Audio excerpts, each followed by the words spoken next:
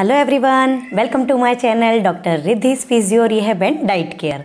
तो आज का हमारा टॉपिक है बच्चों को वैक्सीन लगाते समय, बच्चों को कोविड वैक्सीनेशन के समय किन बातों का ध्यान रखना ज़रूरी है।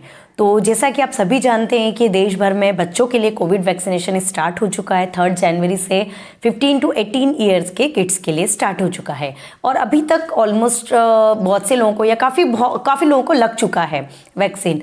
तो इसके लिए हमें क्या ध्यान रखना है। लेकिन अभी भी कुछ पेरेंट्स ऐसे हैं या कुछ बच्चे ऐसे हैं जो वैक्सीन लगाने के लिए मतलब रेडी नहीं हो रहे हैं, या पेरेंट्स को भी चिंता है कि हमें क्या करना है, क्यों लगवाना है, क्यों ज़रूरी है। तो एज ए डॉक्टर हमारे पास भी ये सब चीज़ों के लिए बहुत सारे क्वेश्चन आते हैं। लाइक अगर हमारे नोन पर्सन है, रिलेटिव है, कोई मेरे पेशेंट है, वो लोग कि किसी के मन में कोई डाउट होता है, किसी के मन में कोई डाउट होता है। तो मैंने उन सभी के डाउट आज एक लिख के पेपर में रख के और उन सब के आंसर आपको देने की कोशिश करूँगी और इससे आपको क्लियर हो जाएगा कि हमें वैक्सीनेशन के लिए क्या सावधानी रखनी चाहिए और क्या नहीं। तो पहला सवाल ये आता है मेरे पास कि बच्चों को वैक्सीन लग चुकी है, बड़ों को वैक्सीन लग चुकी है, अब बच्चों को लग रही है, तो बच्चों में वैक्सीनेशन कितना ज़रूरी है। तो बच्चों में वैक्सीनेशन बहुत ज़रूरी है प्रोटेक्शन के लिए, क्योंकि आप देखेंगे फर्स्ट वेव, सेकेंड वेव, अभी ये थर्ड आ रही है, सब में मतलब बच्चों में भी इफेक्ट आया ही है कोविड का, बड़ों में भी आया है। लेकिन अब बड़ों में वैक्सीनेशन हो चुका है तो टारगेट जो जनरेशन होगी वो ये किड्स ही होंगे, चिल्ड्रंस होंगे, जिन लोगों को ये जल्दी से इफेक्ट कर सकता है, जिन लोगों को जल्दी से इन्फेक्शन पकड़ सकता है। और अभी थोड़े दिन में स्कूल्स वगैरह भी खुलने वाले हैं, तो वहाँ पर भी आप जब इतने लोगों के साथ एक साथ जाएंगे तो सबसे ज़रूरी आपको किसी चीज़ से, इन्फेक्शन से बचने के लिए ये वैक्सीन बहुत ज़रूरी है। सेकंड हम बात करते हैं तो सेकंड मेरे पास ये आता है कि वैक्सीन लगाने जाने के पहले और बाद में आपको किन बातों का ध्यान रखना चाहिए। तो सबसे ज़रूरी बात है कि वैक्सीन लगाने आपको खाली पेट नहीं जाना है, क्योंकि क्या होता है अगर आप खाली पेट जाते हैं, वैक्सीन लगवाते हैं, कोई भी वैक्सीन लगाते हैं, ये नहीं आप कोई भी वैक्सीन लगवाएंगे, तो उससे क्या होगा, अंदर आपको जैसी वैक्सीन अंदर जाएगी आपको थोड़े से इफेक्ट आएंगे, चक्कर आने लगेगा। तो अगर हम लोग खाली पेट जा रहे हैं, वहाँ जाके वैक्सीन लगाई, चक्कर आते हैं, तो डर जाते हैं कि वैक्सीन का साइड इफेक्ट है। ये वैक्सीन का साइड इफेक्ट नहीं है, ये आप खाली पेट आए हैं उसका साइड इफेक्ट है। तो इसलिए हमेशा कुछ खा के, नाश्ता करके अच्छे से और फिर वैक्सीन लगवाने जाए। सेकंड हमारा आता है कि अगर आपको थोड़ा सा सर्दी खांसी है, ज़ुकाम है, थोड़ा बहुत बुखार है, तो अभी वैक्सीन ना लें। अगर जैसे आज आपका या 2 दिन बाद आपका टर्न है आपका वैक्सीनेशन का और अभी आपको इन्फेक्शन है, सर्दी खांसी है, फीवर है, तो आपको वैक्सीन नहीं लगवाना है। अगर कोई आपको ऐसा कोई एलर्जी है जिसके कारण आपको हॉस्पिटलाइज होना पड़ा, मतलब कोई गंभीर कोई आपको ऐसी एलर्जी हुई हो, तो वो वैक्सीनेशन करवाने के पहले आप अपने डॉक्टर से एक बार संपर्क कर लें, उनसे पूछ लें। उसके बाद ये भी बहुत सारे लोग होते हैं कि पैरासीटामोल हमें लेना है या नहीं लेना है वैक्सीन लगाने के बाद या पहले। बहुत से जो टीन एज होती है, जो 15 से 18 वाली जो एज होती है, टीन एज होती है, डर के मारे पैरासीटामोल लेके चले जाते हैं कि हमें दर्द नहीं होगा। आपको ऐसा नहीं करना है। अगर आपको बाद में कोई सिम्टम आ रहा है, अगर आपको हल्का फुल्का बुखार आ रहा है, तो भी इट्स ओके, क्योंकि ये इनएक्टिवेटेड वायरस है, ये बॉडी में जब जा रहा है तो बुखार है, इसका मतलब है कि बॉडी रिस्पॉन्ड कर रही है। बुखार आ रहा है, इट्स ओके। अगर आपको जहाँ पे वैक्सीन लगाई है वहाँ पे दर्द है, वे भी नॉर्मल है। अगर आपको थोड़ा सा हाथ पैरों में दर्द हो रहा है, थकान हो रही है, वो भी नॉर्मल है। बट इन सब केस में आप पैरासीटामोल भी ले सकते हैं। बट अगर आपको जैसे बुखार बहुत ज़्यादा है, 2-3 दिन से भी ज़्यादा हो रहा है, फिर उतर नहीं रहा है, या कोई सीवियर आपको सिम्टम देखने मिल रहा है, तो आप डॉक्टर को दिखाएं। अदरवाइज वैक्सीन लगाने का कोई साइड इफ़ेक्ट नहीं है।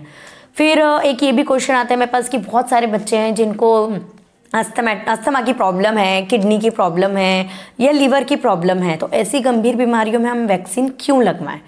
अगर आपको बच्चों को ऐसी गंभीर बीमारी है तो आपको वैक्सीन ज़रूर लेना चाहिए, क्योंकि आप लीवर की प्रॉब्लम, किडनी की प्रॉब्लम या कोई भी अस्थमेटिक प्रॉब्लम, या उसको अगर कोई गंभीर बीमारी है तो उसका जो इम्यून सिस्टम है वो ऑटोमेटिक वीक है।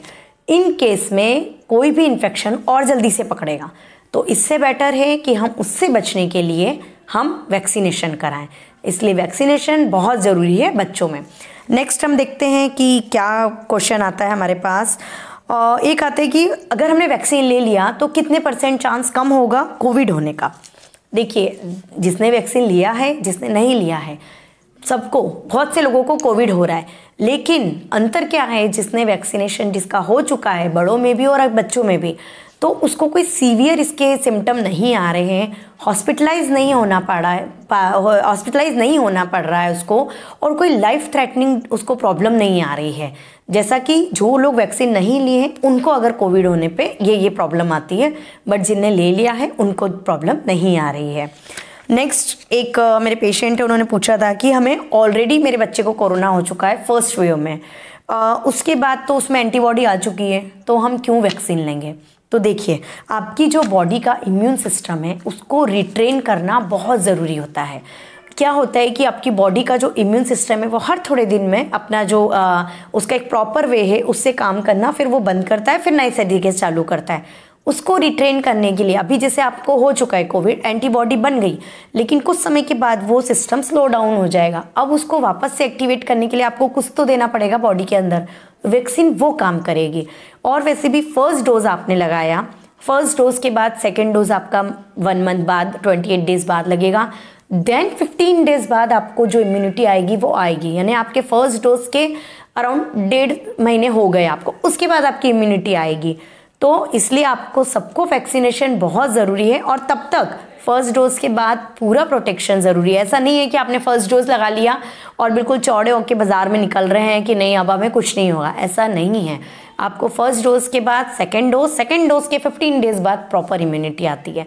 उसके बाद भी केयर करना ज़रूरी है, बट फर्स्ट के बाद तो बहुत केयर करना ज़रूरी है। आपका जो भी है 6 फीट की डिस्टेंस है, मास्क है, बार बार हाथ धोना है, ये सब आपको करना पड़ेगा। नेक्स्ट हमारा एक क्वेश्चन है कि हाँ, अगर सामान्य सर्दी खांसी है तो भी क्या हम 3 मंथ की गैप लें। जैसे कि अभी चला आ रहा है कि अगर आपको कोविड हुआ है तो उसके 3 महीने बाद ही आपको वैक्सीनेशन कराना है। बहुत से ऐसे जिनको फर्स्ट डोज लग गया, फर्स्ट डोज के बाद फिर उनको कोविड हो गया, तो सेकेंड डोज हम क्या टोटल 28 डेज के बाद कराएं? नहीं, आपका जब भी आपका कोविड हुआ है उसके जब 3 महीने हो तभी आपको वैक्सीनेशन कराने जाना है। चाहे फर्स्ट डोज के बाद आपको कोविड हुआ हो, फर्स्ट डोज के पहले हुआ हो, 3 मंथ्स का गैप आपको कोविड आपको हुआ है कोविड इन्फेक्शन से वैक्सीनेशन के बीच, वो रखना है। तो सामान्य सर्दी खांसी के बाद भी क्या हम 3 मंथ्स गैप ले? नहीं, क्योंकि क्या है आजकल बहुत सी जगह वैक्सीन के सर्टिफिकेट देखे जाते हैं। अगर आप बोलेंगे ठीक है मुझे फर्स्ट डोज हुआ, उसके बाद मुझे हल्की सी सर्दी खांसी हुई, तो मुझे लगा घर में सबको सर्दी खांसी हो रही तो हम सबको कोरोना है, तो हमने वैक्सीन नहीं लिया, अब हम 3 महीने बाद लेंगे, इसको नहीं माना जाएगा। जब तक कि आपके पास लैब प्रूवन रिपोर्ट ना हो कि आपको कोविड हुआ है, सिर्फ आप सामान्य सर्दी खांसी को आप कोविड नहीं मान सकते हैं। आपको लैब प्रूवन आपके पास होना चाहिए, तो आप 3 महीने का गैप ले सकते हैं। अगर नॉर्मल है, सर्दी खांसी नॉर्मल है, तो आपको वेट करना है कि आपका थोड़ा सा इन्फेक्शन डाउन हो जाए, फिर आप जाके और अपना वैक्सीनेशन करवा सकते हैं। नेक्स्ट क्वेश्चन मेरे पास आया है, एक अलार्मिंग सिम्टम क्या है, जैसे बच्चों में और बड़ों में। तो सब में अलार्मिंग सिम्टम थोड़े से अलग आ रहे हैं, लेकिन बच्चों में क्या होता है, अगर 6 साल से छोटे बच्चे हैं या बड़े भी हैं, तो जैसे 1-2 दिन फीवर आया है, बहुत से बच्चों में होता है फीवर के बाद दौरे आ जाते हैं, तो उससे सब लोग घबरा जाते हैं। लेकिन कोई भी फीवर हो, कोविड में नहीं, कोई भी फीवर हो, अगर फीवर थोड़ा हाई होता है तो दौरे आते हैं, तो उससे घबराना नहीं है। अगर नॉर्मल आपको सिर्फ 2 डेज फीवर है, हल्की फुल्की सर्दी खांसी है, तो इट्स ओके। बट अगर 2-3 दिन से ज़्यादा हो गए हैं तो भी फीवर आ रहा है आपको, या आपके बच्चों को 2-3 दिन से ज़्यादा हो गए तो भी फीवर है, 102 से ऊपर है फीवर, सांस उसकी तेज चल रही है, सांस लेने में प्रॉब्लम हो रही है, बच्चा डल एंड ड्राउजी हो रहा है, या फिर उसको कोई प्रॉब्लम और कोई ज़्यादा आपको लग रहा है कि नहीं इसका बिहेवियर चेंज है या कोई और प्रॉब्लम है, O2 सेचुरेशन उसका 94 से कम आ रहा है, जो हम ऑक्सीजन जो उसमें पल्स ऑक्सीमीटर में हम देखते हैं, ये सारे आपके अलार्मिंग सिम्टम है जिसमें आपको डॉक्टर को दिखाना है। एक और बात है कि जो पल्स ऑक्सीमीटर रहता है, अगर आप अपने बच्चों में चेक कर रहे हैं तो उसको या तो हाथ के अंगूठे में या पैर के अंगूठे में लगाएं, क्योंकि ये जो पल्स ऑक्सीमीटर का साइज है वो बड़ों की फिंगर के लिए बना होता है। अगर आप इसको बच्चों की फिंगर में लगाएंगे तो रॉन्ग रीडिंग आएगी, आप घबरा सकते हैं कि अरे ऐसे क्या हो रहा है, और इसलिए इसको हाथ के अंगूठे में या पैर के अंगूठे में लगाएं। दूसरी चीज़, जब बच्चा सो रहा हो तब उसको पल्स ऑक्सीमीटर लगाएं, क्योंकि जब वो हिलाएगा तो भी रॉन्ग रीडिंग आएगी। तो ये थोड़ा हमारी ध्यान रखने योग्य बात है कि इस पर हमें थोड़ा ध्यान रखना है। नेक्स्ट मेरे पास एक क्वेश्चन आया था कि फ्यूचर में इससे कोई प्रॉब्लम होगी क्या। जो गर्ल्स होती हैं, बहुत सारी टीनेज गर्ल्स है, वो इससे डर रही है कि अगर हमने लगवा ली तो हमें फ्यूचर में कोई प्रॉब्लम होगी क्या। लेकिन अभी तक तो ऐसा कुछ भी नहीं आया है और बहुत ज़्यादा tried and tested type vaccine है ये, कि इससे कोई फ्यूचर में आप लोग जैसे पोलियो की वैक्सीन लगी है, पर्टूसिस की वैक्सीन लगी है, ये सब इनएक्टिवेटेड वायरस है जो हमें बचपन में लग चुकी है और अभी तक हम आराम से चल रहे हैं ना, उससे कोई प्रॉब्लम नहीं आई है। सेम वही मैनर में है, ये भी इनएक्टिवेटेड वायरस है, इससे कोई प्रॉब्लम नहीं आती है।